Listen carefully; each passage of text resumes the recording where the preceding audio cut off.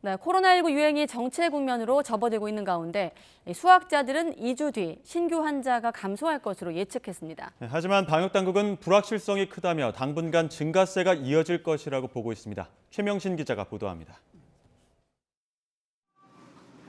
코로나19 신규 환자는 전날보다 10,000명가량 줄며 감소세가 이어졌습니다.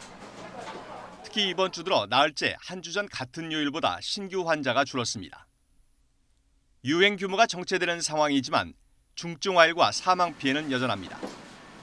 위중증 환자는 13일째 400명대를 유지했고 사망자도 12일 만에 60명대로 올라왔습니다. 이런 가운데 앞으로 2주 뒤엔 신규 환자 수가 감소할 거란 수리학자들의 예측이 나왔습니다. 재유행이 현재 정점 구간이거나 이미 정점을 지났을 가능성이 있다는 겁니다.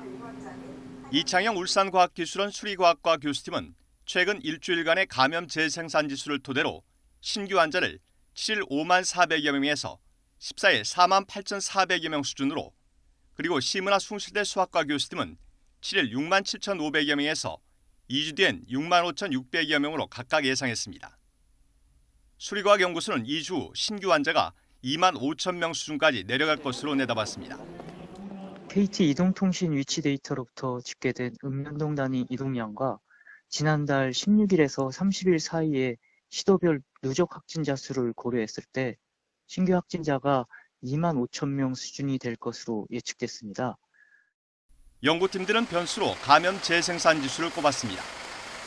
하지만 감염 재생산 지수가 유행 확산을 의미하는 1을 넘겨 1.3까지 오르더라도 하루 최대 6만 명 수준으로 전망했습니다.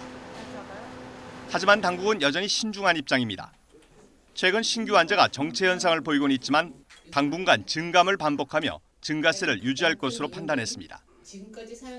당국은 변이 바이러스 확산과 면역 수준 감소, 겨울철 실내 활동 증가 등으로 확산 위험이 여전하다며 가장 나쁜 상황을 가정해 하루 최대 20만 명 수준까지 대비가 필요하다고 강조했습니다. YTN 최명신입니다.